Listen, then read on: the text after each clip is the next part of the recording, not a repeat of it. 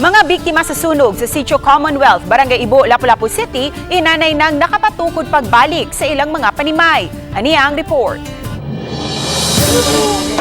Puliki karon kining 156 ka mga apektadong pamilya sa Sitio Commonwealth, Barangay Ibo sa pagpabarog sa ilang mga panimay. Usa sa paspas nga nakapabarog og balik sa iyang panimay ang 71 anyos nga si Remedios Lumibaw.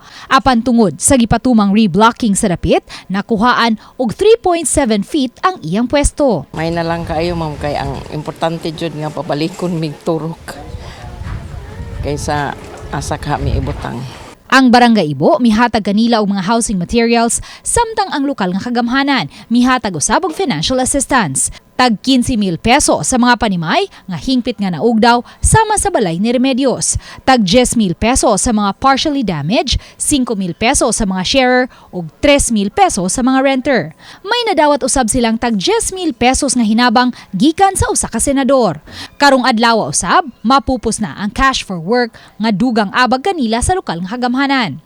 Aminado siyang kuwang ra kaayo kini tungod sa kamahal na sa mga palaliton ug ubang materyales. Unya kay mahadlok naman ko mobalik atong kahoy kayo niya sunog na sagbalik. Kung pud ako mga anak nga hinay-hinay lang gud tahan tud sa makabalik na jud.